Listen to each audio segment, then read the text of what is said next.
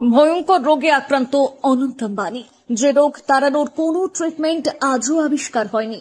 ক্যান্সারের মতোই দুরারোগ্য এই ব্যাধি, একবার হলে সহজে যায় না। এই রোগে ফুসফুসের 12টা বেজে যায়। ছেলেকে নিয়ে হাল ছেড়েছেন বাবা মুকেশ আম্বানি, আজও কাঁদেন মা নীতা আম্বানি। কি সেই ব্যাধি জানিয়ে ঘোর বিপাকে আম্বানি পরিবার। সদ্য সম্পন্ন হলো মুকেশ আম্বানির ছোট ছেলে অনন্ত আম্বানির প্রাক বিবাহ অনুষ্ঠান।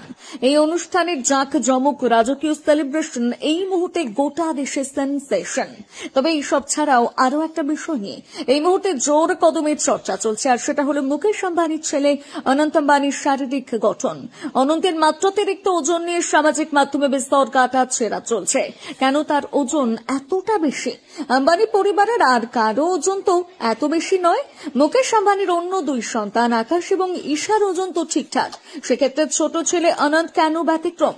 এই সমস্ত চর্চার মধ্যে অনেকে আবার মনে করিয়ে দিচ্ছেন, বাগদান পর্বের আগে তো অনন্ত আম্বানি অনেকটাই ওজন ঝরিয়েছিলেন এবং তখন বেশ ছিপছিপে লেগেছিল আম্বানির ছোট পুত্রকে। নেটিজেনদের এই সমস্ত মন্তব্য, প্রশ্নের উত্তর এবং কৌতূহল অনেক আগেই মিটিয়েছেন মুকেশ এবং নীতা। তাদের ছেলে অনন্ত আম্বানি এমনি এমন বিশাল আকৃতির দেহধারী হয়নি। এর পেছনে রয়েছে এক দুরারোগ্য ব্যাধি, যা ক্যান্সারের মতোই জটিল। ছোট থেকে অনন্ত এই রোগে আক্রান্ত, আর এই রোগের কারণে অনন্তকে সাংঘাতিক কষ্ট পেতে হয়। এই যন্ত্রণাদায়ক রোগ আর কিছু নয়, সেটা হলো হাঁপানি।